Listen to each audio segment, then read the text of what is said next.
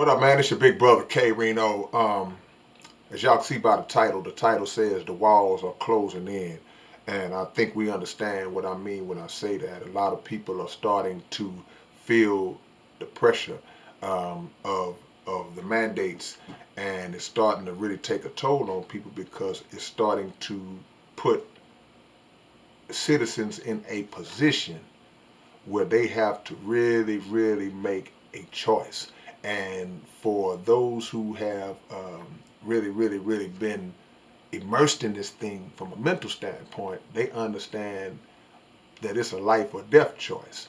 And it's a life or death choice on a couple of levels, simply because just the decision to say whatever I want to do with my body is my choice, is my will.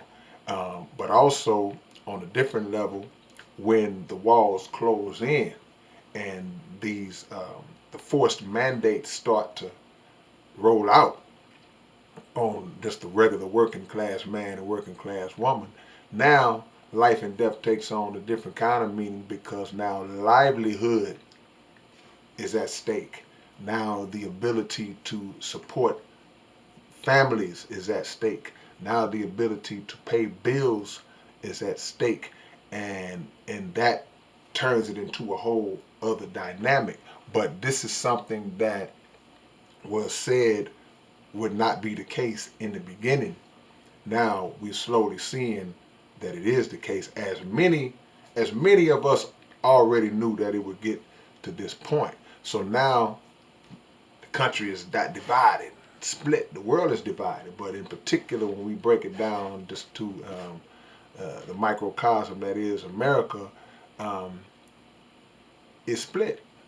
And you're seeing it on all levels, man. You're seeing it from the top to the bottom, and it's starting to get to where even people around us in our everyday life who work in certain fields, they're starting to undergo that kind of pressure. And that's got to be a really, really, really tough thing to deal with when you've been coasting along all this time, and basically somebody tells you that, in essence,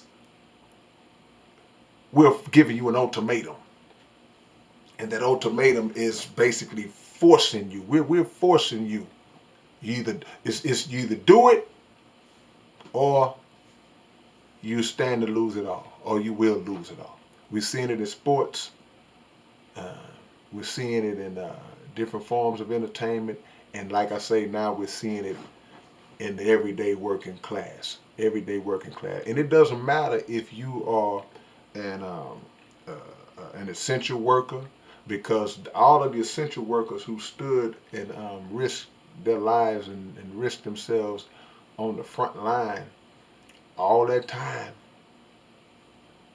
now they're being treated like, so what? This is what you better do.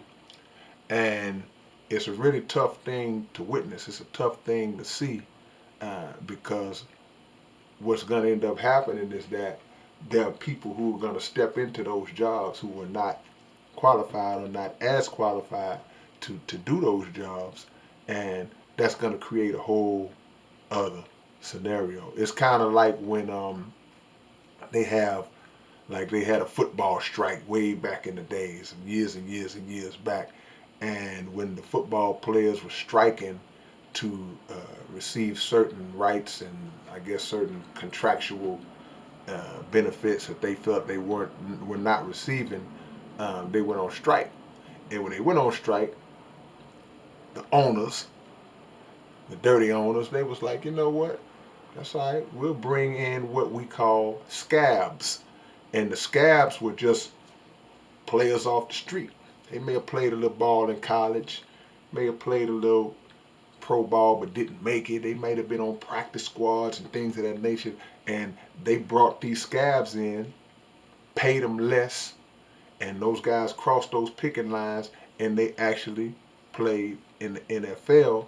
But the product on the field suffered, because you were no longer looking at the greatest players and the greatest athletes in the world. You were looking at a reduced version.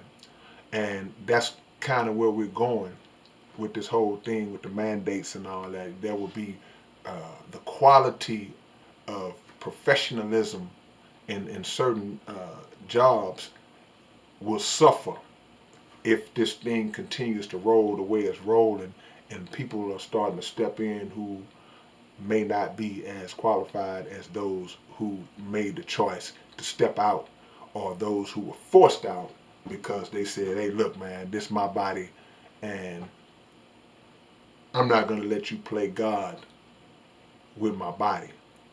I'm just not going to do it. So don't be surprised if just the regular gig you got, they start tapping on your shoulder and say, hey, man, what you going to do? Okay, well, if you don't do it, then guess what? We're going to have to, as they say in the professional world, we're going to have to go in another direction.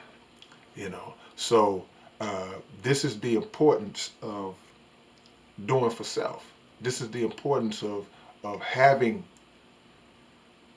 our own established, because when these things happen, then you will not have to operate under the fear, because that's all that they're playing. They're playing on the fear of, oh, well, he don't want to lose his job. She don't want to lose her job. So put it in their face like that, and let's see how principled they are then. Let's see how strong they stand then, when we threaten for you to be sleeping under the freeway in a couple of months. See? But what they don't realize, there are a lot of people who are very principled, who are very strong on their belief systems, and they have a full understanding that no matter how much money is on the line, what good is that money going to do if my vessel is messed up? Not going to do you any good at all. So those who may take the money for a time, those who may cave under the pressure because they feel like, hey, man, I got to take care of my family. If you trust in the Most High, you trust in the Creator, a way will be made for you, and you will make a way for yourself.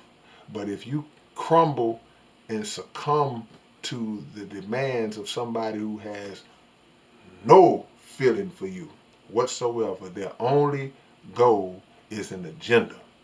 And that agenda is based on wiping you smooth out. If you succumb to that, then that's what it'll be. All right, man, it's your big brother, K-Rino. Shout out to everybody who's going through that fight, man, and stand strong, man. All right, peace.